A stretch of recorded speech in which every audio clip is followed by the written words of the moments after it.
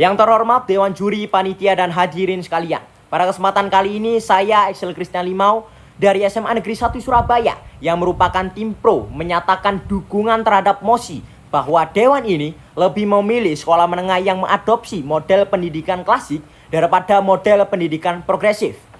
Posisi ini saya ambil bukan hanya sebagai preferensi pedagogis, melainkan sebagai pilihan yang memiliki dasar akademik, landasan hukum dan bukti historis yang kuat. Adapun argumen yang telah saya siapkan dalam mendukung mosi perdebatan hari ini, yang pertama yaitu struktur pembelajaran yang sistematis dan terstruktur.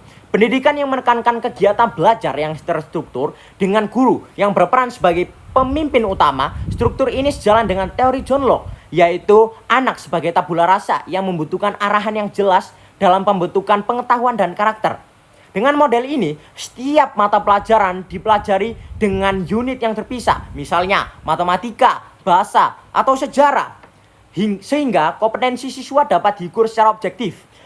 Model klasik mencegah fragmentasi pengetahuan yang sering terjadi pada pendidikan progresif yang berbasis proyek semata.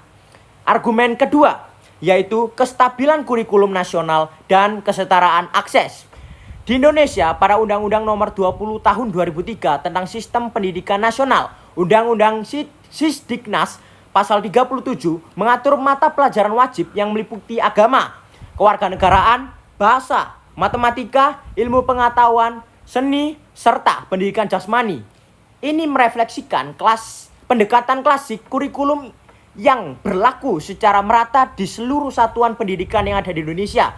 Dengan kestabilan ini, siswa di seluruh Indonesia, baik di kota maupun desa, dapat fondasi pengetahuan yang setara dan mumpuni. Hal ini sangat penting dalam konteks pemerataan pendidikan skala nasional sesuai dengan amanat pada pasal 31 Undang-Undang Dasar 1945 tentang hak warga negara untuk memperoleh pendidikan yang sama. Yang ketiga, yaitu penanaman nilai moral dan karakter bangsa. Dalam pasal 3 Undang-Undang Sisdiknas, yaitu membentuk manusia beriman, bertakwa, dan berakhlak mulia, Ki Hajar Dewantara mengajarkan prinsip ing ngarsa sung tulodo, ing madya mangun karsa, tutwuri handayani. Dalam kerangka ini, pendidikan klasik prinsip ini digunakan sebagai implementasi secara konsisten karena guru berfungsi sebagai pusat keteladanan moral, bukan hanya sebagai fasilitator teknis. Dengan demikian, pendidikan klasik lebih efektif dibandingkan membangun integritas semata. Selanjutnya adalah penguatan akademik.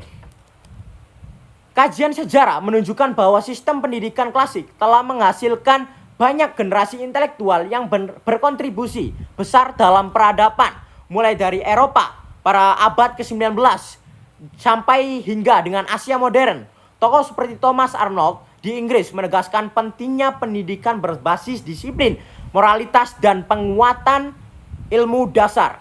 Bahkan di era kontemporer seperti sekarang, sistem pendidikan unggul banyak negara yang tetap mempertahankan komponen klasik sebagai fondasi meskipun dikombinasikan dengan pembelajaran atau pendekatan modern.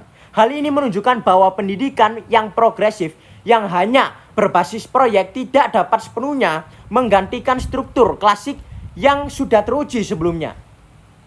Maka dari itu, hadirin yang terhormat dan Dewan Juri yang terhormat, berdasarkan 3 alasan utama tadi, yaitu struktur pembelajaran yang sistematis dan terstruktur, yang kedua kestabilan kurikulum nasional dan kesetaraan akses, dan yang ketiga penanaman nilai moral dan karakter bangsa serta penguatan akademik, itu adalah model yang paling sesuai diterapkan di sekolah menengah Indonesia.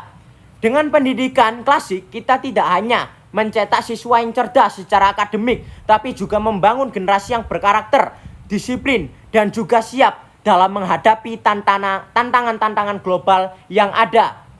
Sekian argumen dari saya, tim pro Axel Christian Limau dari SMA Negeri 1 Surabaya. Terima kasih.